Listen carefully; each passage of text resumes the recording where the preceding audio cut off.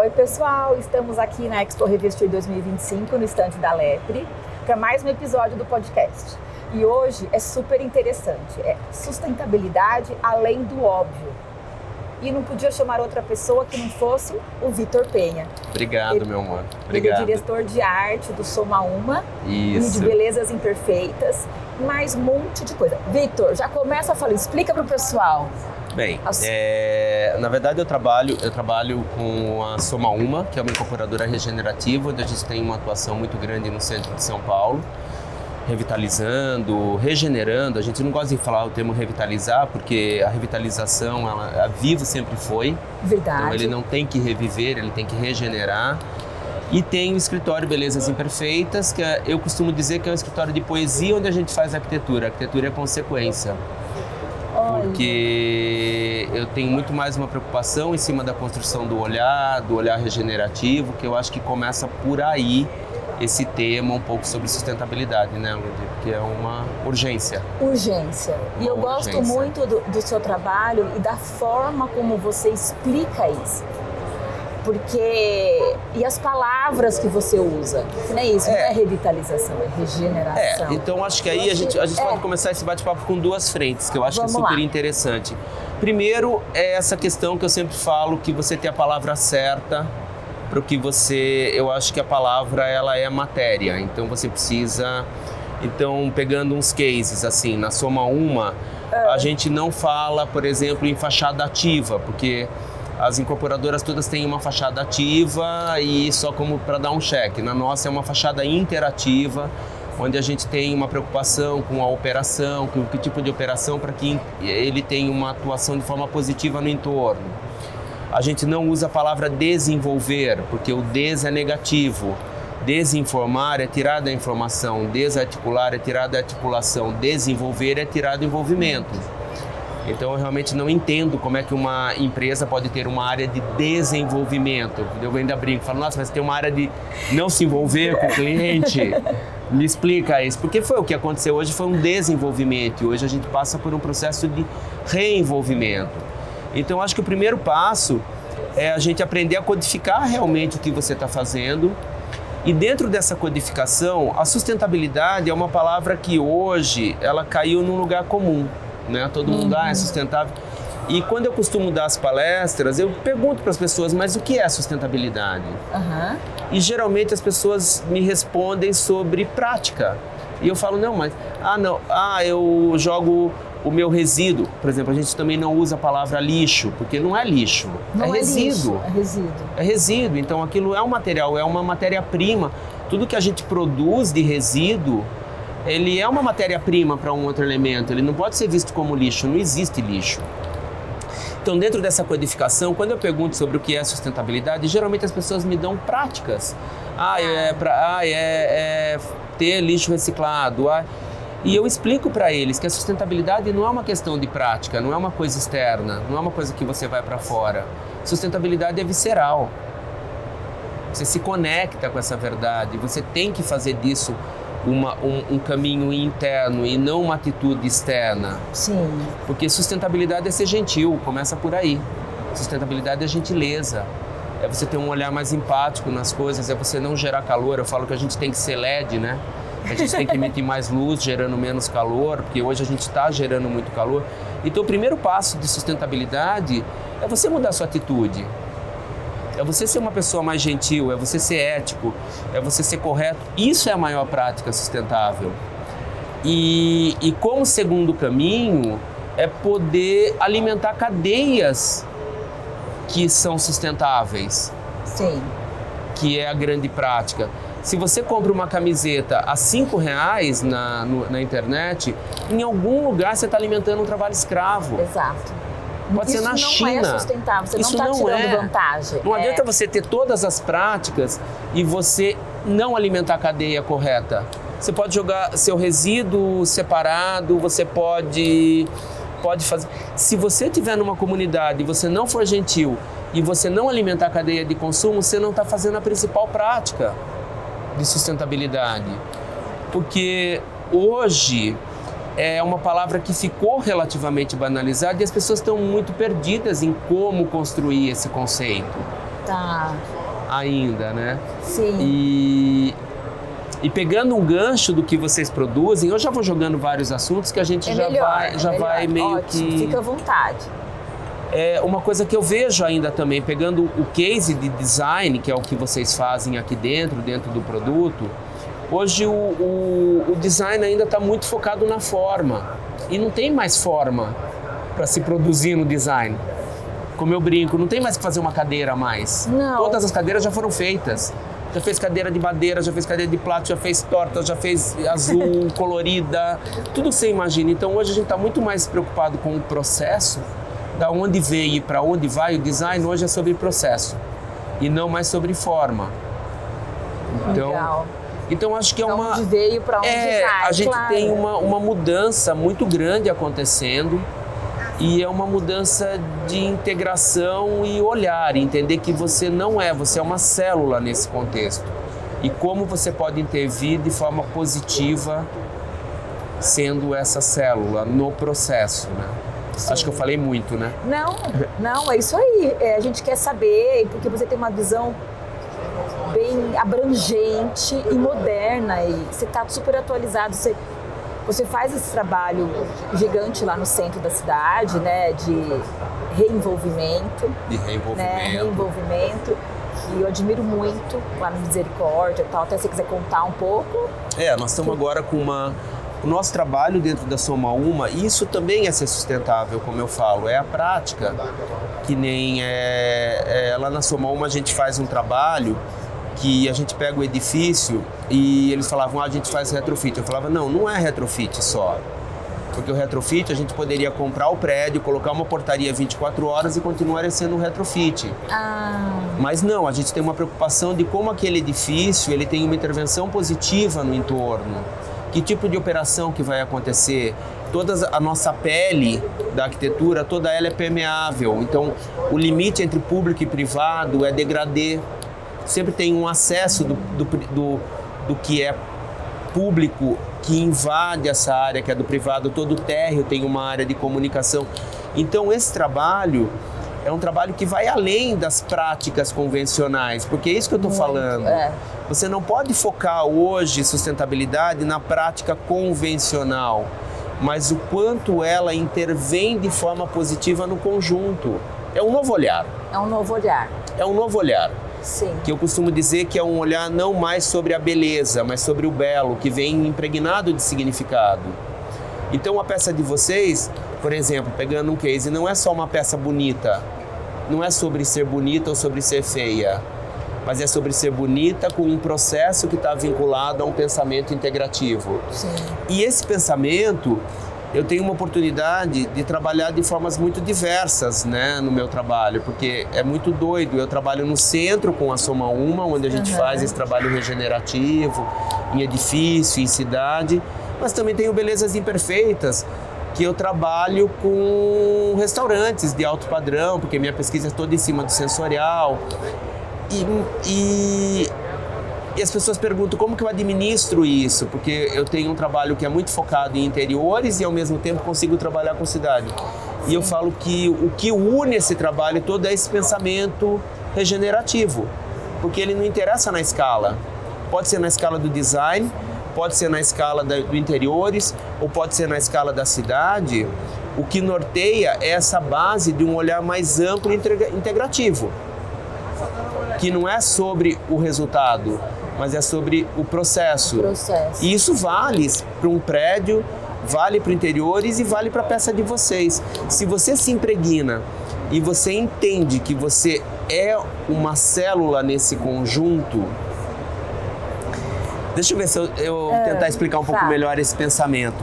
Eu trabalho muito com o conceito do avesso, como vida, né? Como processo de vida, que eu acho que quando você captura alguma coisa pelo avesso, você captura a alma do que você está falando, né? Então, pegando um case, eu sou professor de luminotécnica, então eu não faço um projeto. O que emociona é a sombra e não a luz. Porque a luz funciona. O que emociona é a presença da sombra. Então, quando eu vou fazer um projeto, eu não faço um projeto pensando na luz, eu faço um projeto pensando na sombra. Isso eu capturo o avesso. do que eu tô falando. Que legal. E isso vale para tudo, esse conceito do avesso na vida. Então, quando eu vou fazer um projeto, eu vou pensar em sustentabilidade, de novo, eu não penso na prática, que é externa. Eu penso nisso num processo interno. Sim. Porque se eu transformar a sustentabilidade uma prática minha de vida, né, de existência, de pensando em ter um olhar mais empático, de ter um olhar mais generoso, entendendo o processo, emitindo menos calor nas relações, procurando fazer com que as coisas sejam mais harmoniosas, isso já são práticas de sustentabilidade. E que você pode aplicar em qualquer escala. Eu concordo. Seja na cidade, seja no interiores, seja no desenvolvimento do design. Então é um novo olhar, é um olhar meio de buscar esse local interno que ele possa se expandir. Vocês sabem bem isso, né? Sim, Vocês entendem um pouco esse significado. Claro. Não, e eu lembro quando você estava com o projeto lá do restaurante no JK, que a gente até acabou entrando, né, junto com vocês Sim. lá no toalete. Eu fui lá ver, eu vi, tirei foto. Sim. Ficou linda. E eu lembro que você falou, eu quero fazer uma coisa muito diferente num lugar onde as pessoas não é o óbvio. Não é o óbvio. Porque, por exemplo, o Shopping JK... Eu acho que isso é uma coisa legal para você disseminar entre os arquitetos, design interiores, né, e paisagistas e tal. Eu costumo dizer, né, porque pegando esse case específico do Shopping JK, que foi a gente fez uma manioca. Isso. Na verdade, a gente não fez só uma manioca, a gente fez na época, como eu trabalho com construção de marca, na experiência, a experiência da marca, na época a gente fez 3 projetos, que era a Padoca do Mani, que era no Itaim, a Manioca da Mata, que era uma experiência em outra escala, e o Shopping Iguatemi. Então a gente pegou 3 projetos da marca e fez uma... E tem todo um ciclo de, por exemplo, na Padoca do Mani, eu peguei os caixilhos que eram do Virgínia e fiz toda a fachada com os resíduos de caixilho que era da... Eu não sabia desse detalhe, eu já fui lá. É todo feito com caixilho que era do Virgínia. Reaproveitamento do caixilho que saiu do Virgínia, a gente fez aquele patchwork e criou uma nova fachada. No Shopping JK, todos os caixilhos que foram feitos no Manioca vieram de um galpão que foi demolido na Barra Funda. Então aquilo lá é um material de demolição. As mesas são feitas com casca de ostra. No lavabo nós temos uma peça de vocês, da Lepre. Sim. As luminárias foram todas garimpadas. Todas as madeiras que vão lá dentro são de reuso. É material de reuso. Então, não é só o resultado, mas está muito mais vinculado ao processo. Ao processo, ao como você chegou... A como chegar lá, né? E eu costumo brincar que a gente está levando a palavra do Senhor, né? Porque a gente leva num local onde está muito vinculado à forma e à estética, valores associados Sim. à elegância, ou valores que eu não acho... Eu acho que a elegância está no seu existir, com verdade. Então a gente precisa sempre dar um passo a mais nesse, entender o avesso disso, né? De estar vinculado a esse. Então é muito bacana, porque de alguma maneira a gente mostra que é possível manter esses padrões de estéticas associado a um processo sustentável. Sim. Que está respeitando o ciclo, está respeitando o reuso, está respeitando o material que seria descartado. E ter um olhar generoso sobre isso. Lá no Virgínia, que vocês também, então a gente está em parceria com vocês, lá a gente fez também um apartamento conceito, né? Que tem todos... Que não é apartamento modelo. Não é apartamento modelo, é apartamento, não é um apartamento decorado, é um apartamento conceito. E é um apartamento onde ele foi feito todo mantendo os 3 pilares de sustentabilidade, que é a economia circular, pegando os designers e arquitetos do entorno. Sim. Porque tem que ter uma produção local. Se você importa alguma coisa, já não é mais sustentável. Por mais que seja sustentável na origem, o transporte que vem já não torna. Então a gente tem que valorizar a produção local, que é nosso brasileiro, que é nosso de origem. O upcycling, por si só, que a gente tem as bancadas que são feitas com material de demolição, a peça de vocês que é feita com material de demolição, as bancadas que foram feitas com azulejo, que saiu do próprio Virgínia, o vidro que a gente colocou, e sustentabilidade como resultado geral, o tapete que foi feito com nylon, que era excedente de rede de pesca. Então tudo que tinha lá dentro tinha uma origem, um processo. E é possível fazer uma coisa bacana. Você reorganizou, né? Recombinou. Porque parece que tudo que é sustentável não é design. Hoje a gente está fazendo uma linha, porque parece que o que é sustentável fica com uma cara meio de ripongo, meio de... né, meio artesanal demais. Não, o processo da indústria hoje está acordando, né, Lud? Tá. Até isso que eu ia te perguntar, o que você tem visto de mudança nos seus clientes, né? Seja no Novo Morar, ou seja na parte de restaurantes que você faz. O que seus clientes têm pedido hoje que mudou de antes, que ninguém estava muito preocupado? Olha, eu acho que ainda hoje, eu costumo dizer que às vezes as pessoas falam, né? Às vezes a gente se sente meio isolado nesse movimento, porque não é um movimento que, apesar de urgente, ele ainda vem acontecendo num ritmo meio... Os valores ainda não estão tão impregnados, né? Mas eu acho que hoje a gente não está numa fase de escala, a gente está numa fase de escola. Sustentabilidade hoje não é escala, é escola. É processo. É aprender. Então, cada pequeno movimento que a gente consegue de ter uma modificação no cliente, uma coisinha que você consiga colocar, já está valendo como escola. Mas você acha que eles têm recebido melhor? Tem. Mais fácil? Eu sinto que o cliente final ainda tem, mas o meio corporativo ainda tem uma certa resistência. Olha! Por causa das grandes empresas, ter isso como valor, que seja valor a ser consumido pelo cliente final, né? Na própria Soma Uma, a gente quando começou a fazer, a gente tinha um pouco fama de que a gente estava dando valor porque não era necessário, porque as pessoas estão muito condicionadas ao sistema padrão de venda.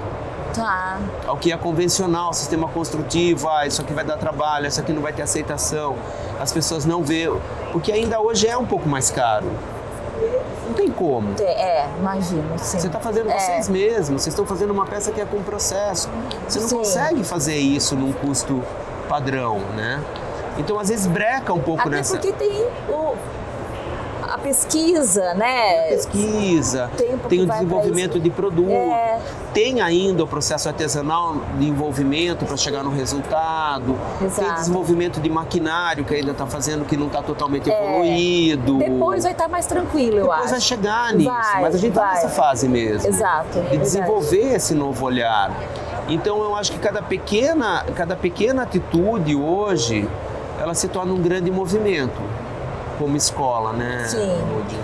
E quanto mais a gente puder contar isso para quem está do nosso lado, mais isso vai verdurando. E eu vejo que, por exemplo, escola mesmo. no mundo de interiores, né, que é essa escala, eu lembro que a gente tinha essas visitas guiadas no apartamento, conceito, né? E a gente chegou a quase 1000 pessoas fazendo visitas guiadas lá, que legal. né? E não eram possíveis compradores, eram realmente pessoas interessadas em entender sobre o processo. E eu percebia que muito arquiteto chegava para mim falando, mas eu não sei como fazer, eu não consigo, como é que você consegue colocar, mas como que vai...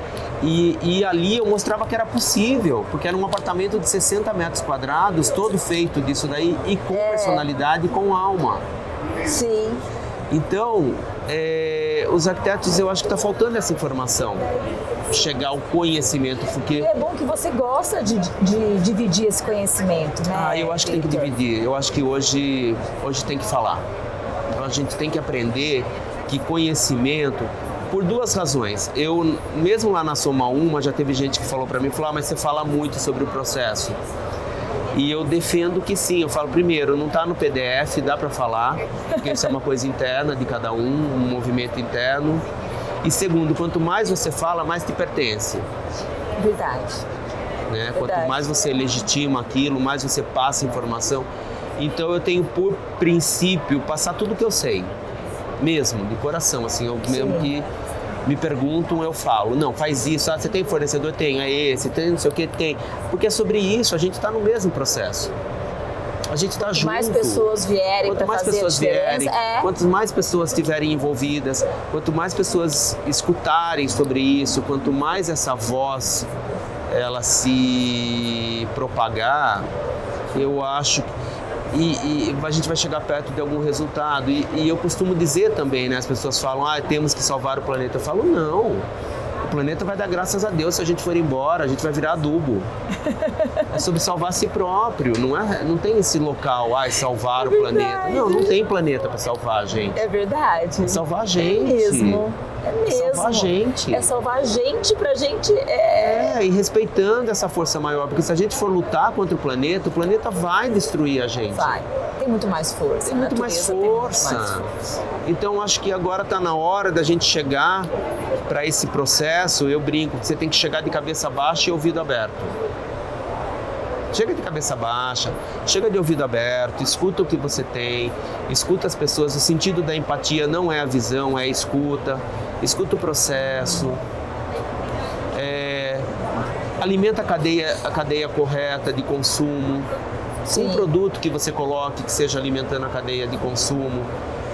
Já é cada clique que você dá, você está alimentando uma cadeia de consumo. Cada like que você dá, você está alimentando uma cadeia de consumo. Isso eu acho muito importante, as pessoas terem essa consciência. Essa responsabilidade. Responsabilidade. Se você dá um like em alguma coisa, você está alimentando uma cadeia de consumo. Verdade. Seja no que for. Então tenha consciência no like que você vai dar, porque ali você está sendo sustentável. Com certeza. Ou não. Com certeza, Vitor. Você vai comprar um produto, compre de uma cadeia que você sabe que respeita a sua equipe. Compre de uma cadeia que você sabe que está pensando, que está desenvolvendo esse produto. Sim. Pesquise. Vai comprar uma rede de supermercado, veja se aquela rede de supermercado é coerente com a sua equipe, se está sendo gentil com as pessoas que trabalham lá dentro, se levanta, tem essa preocupação. Que nem a gente vê a arquitetura, né? Os grandes poluentes do planeta hoje é o agronegócio e a construção civil. São os dois grandes poluentes do planeta.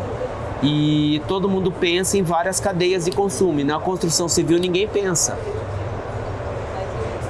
Porque as pessoas vão e compram um apartamento, ele tem todas as bandeiras e vai e compra um apartamento que demoliu uma região, que não entrou de forma correta. Além de quando compra um apartamento novo, as pessoas querem tirar tudo que tem. Querem tirar tudo, então esse também é outra meta nossa. Querem trocar a porta, trocar a bancada, trocar, né? Esse é outra escola que a gente está fazendo dentro da Soma Uma, onde o nosso padrão de entrega, a gente já entrega com com piso de taco restaurado, uma qualidade melhor que tem vocês, inclusive, a Lepre está lá com a gente. Aí a pessoa que está comprando já está recebendo, isso é legal. Uma qualidade. A bancada é feita com resíduo do próprio edifício, então é uma bancada linda, que a pessoa sabe que ela vai querer ter aquela bancada no banheiro e na cozinha. Já vai ser personalizado. Então a gente já faz um formato para que no dia seguinte não tenha uma caçamba na frente do prédio. No dia seguinte da entrega. Nossa, muito, muito legal o seu trabalho. Porque daí a gente já faz isso integrando e respeitando o consumidor. E a culpa não está na incorporação, está no consumidor. Se o consumidor ele começar a ter um olhar e exigir que a cadeia de consumo responda, a cadeia vai responder. Vai responder. É verdade. Então, a mudança tem que ser no consumidor, tem que ser no estudante. E é o que eu falo sempre, de novo o conceito do avesso. As pessoas às vezes pensam, não, vamos colocar. Eu falo, não, pega a origem da coisa. É cada pessoa. E hoje a gente se sente muito isolado nesse processo. Né? As pessoas elas não estão conseguindo. As pessoas são muito desesperançosas porque elas não se veem com poder de atuação dentro desse processo. E ela tem. Ela tem. Cada um tem. Por si, pela família, vai falando ali perto, os amigos, vai indo, vai preocupando com a cadeia de consumo, consumindo coisas corretas. Vai, por menor que seja a escala, já é um caminho, é uma escola que você está fazendo. Eu acho que a gente está vivendo um momento, Lu, de um momento muito impactante dessa mudança, né? Eu acho que é uma urgência. Não tem mais o que fazer. É uma urgência. É uma urgência. A gente tem que entender que a gente não pode mais ser essa existência que não está vinculada ao todo. E que a gente faz parte. E é muito doido, né? Não pode só ficar indo atrás, né? Seguindo o fluxo. E é muito doido, porque eu costumo dizer que também, de novo, nesse conceito do avesso, o Instagram convence a gente de que a gente é muito indivíduo, né? De que a gente é muito importante na nossa existência, né? Ah, não, a minha opinião. E no frigir dos ovos, A gente está fazendo o que dá. Todos nós somos reféns de uma força maior. Sim. E quando você entende que existe essa força maior e não luta contra e aceita, é nesse momento que acontece a mágica e você começa a ter uma força mais atuante. Fez sentido o que eu falei? Ou ficou meio confuso? Não, fez super sentido. Gostaria de falar, porque eu tenho muita curiosidade de saber como é que você chegou nessa área, como que foi, você sempre quis ser arquiteto, designer, como é que foi na sua vida? Era uma coisa desde pequeno, você queria ser? Como que você fez a transição também? Você tinha um outro escritório? Aí são duas histórias, ótimo, né? Eu acho que é gozado, porque eu acho que minha verdadeira carreira começou quando eu era criança. Sim, verdade, porque eu era pequeno e eu tinha uma série de problemas, assim, por exemplo, eu não saía de casa sem óculos escuros e guarda-chuva, até 10 anos de idade, eu ia de guarda-chuva e eu tinha minha mala com todos os meus brinquedos organizados e eu era super metódico, eu tinha horário para ir para casa da minha avó, tinha horário para voltar, então eu acho que desde cedo, gozado, você vê, né, por exemplo, essa coisa do guarda-chuva e do óculos escuro, eu acho que era uma fotofobia e eu virei professor de luminotécnica. Olha! Essa coisa com a perfeição que eu tinha quando era pequeno, de tudo organizado, de tudo, meus carrinhos de ferro, eu tenho até hoje minha coleção de carrinhos de ferros, cadastrada, numerado, tudo organizado. Eu acho que desde cedo eu aprendi que a perfeição seria uma dificuldade para mim. Nossa. Então eu peguei todos esses itens que eram dificuldades lá no começo e de alguma maneira eu fui tentar fazer isso virar arte. Belezas Imperfeitas, Belezas até o seu Imperfeitas, livro. Então, que é meu livro e uma marca que chama Belezas Imperfeitas. Sou professor de luminotécnica, onde trabalho com a sombra e não com a luz. Então, acho que todo esse processo é um processo, isso que eu falei, é um processo visceral. Não é lá de fora, é uma coisa que você percorre para dentro de você. É um caminho que você tem que percorrer. E esse avesso acontece, que nem eu tinha um escritório, que era Estúdio Penha, antigamente. Sim. Um dos maiores escritórios aqui de São Paulo. Com a pandemia, eu tive uma crise existencial muito grande, assim, de valores. Eu falei, não, eu quero trabalhar mais com sustentabilidade, eu quero ter uma atuação maior nesse ramo. E não sabia direito como ia acontecer. Achei que eu ia virar professor. E decidi, no primeiro momento, fechar o estúdio. Mas sem saber o que eu ia fazer da vida. Tudo veio meio que acontecendo. Daí depois chegou a Soma Uma, me procurando para fazer um projeto e eu não tinha mais escritório. Daí eu virei diretor de arte para depois virar sócio. E começaram a me procurar de novo no Belezas Imperfeitas e voltei a fazer os restaurantes, que hoje a gente entregou o Zedeli, o Manioca JK, todo esse pensando em processo, né? Integrando o tempo no projeto. E eu costumo dizer que tem uma história da Cabala, não que eu seja cabalista, mas eu acho essa história muito interessante, que fala que quando os judeus foram fugir do Egito, não é que o mar se abriu para eles passarem.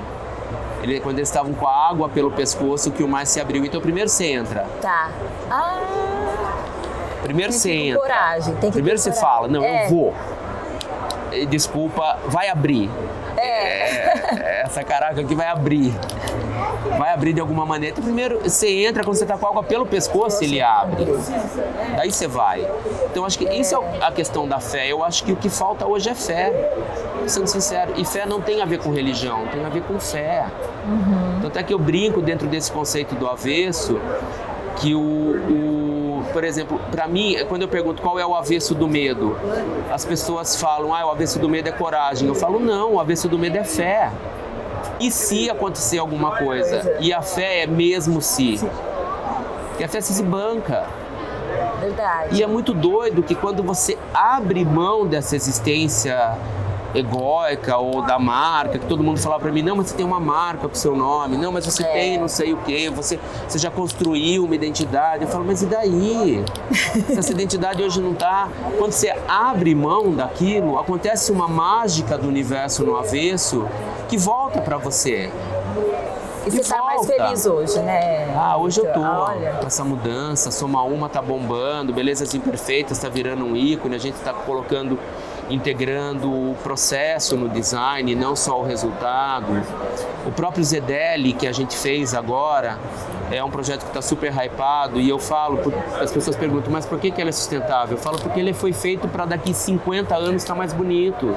Ai, que legal, adoro. Ele foi feito para envelhecer, né? Que são as marcas do tempo, que as pessoas também não estão aprendendo a respeitar as marcas do tempo, porque elas são elas que contam nossa história com dignidade. Então, quando eu abri mão desse processo, o processo volta.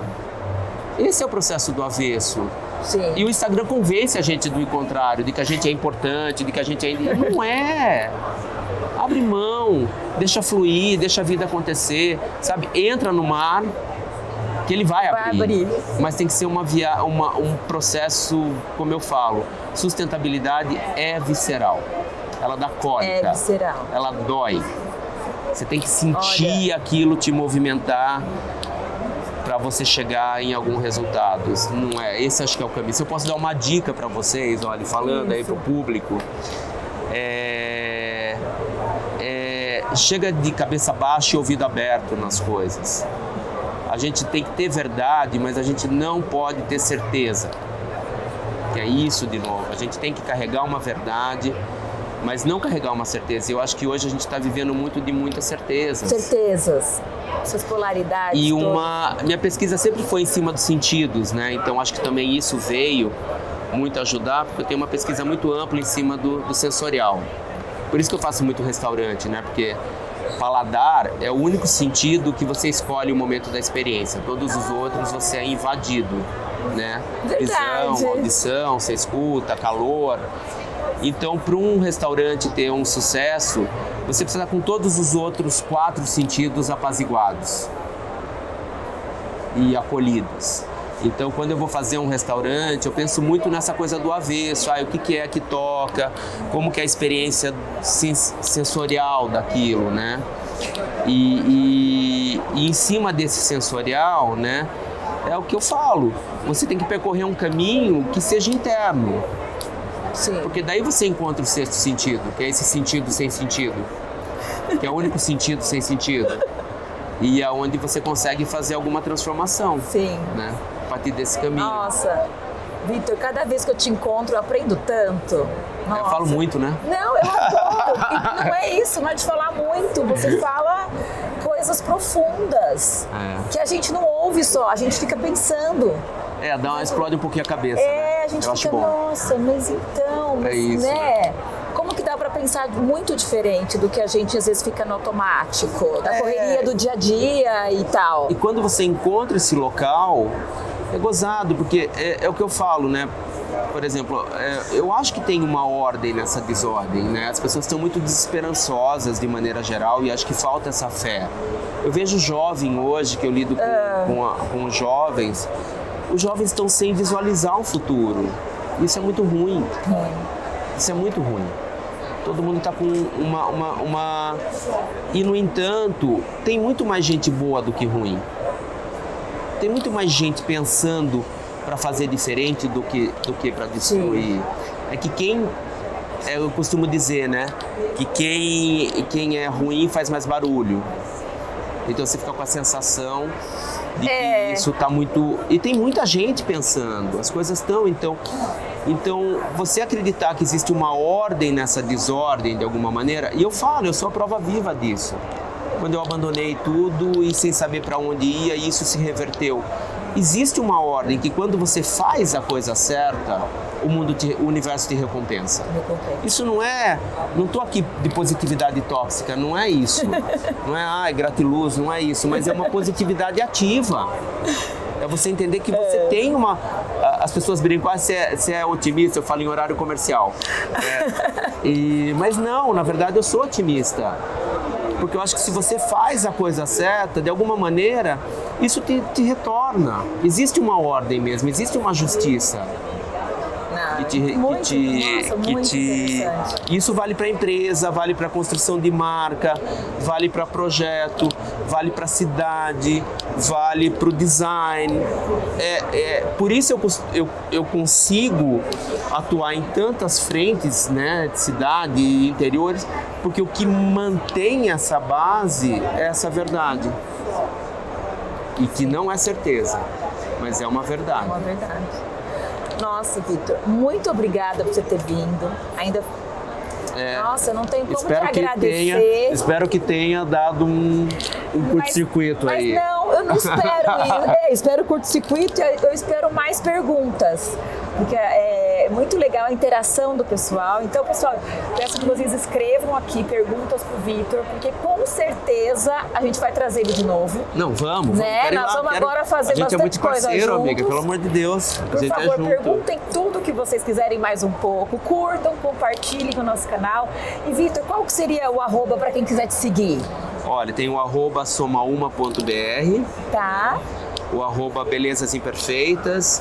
E o penha.vitor, né, que é o meu pessoal que também fala um pouco sobre as palestras, sobre o que a gente está divulgando por aí.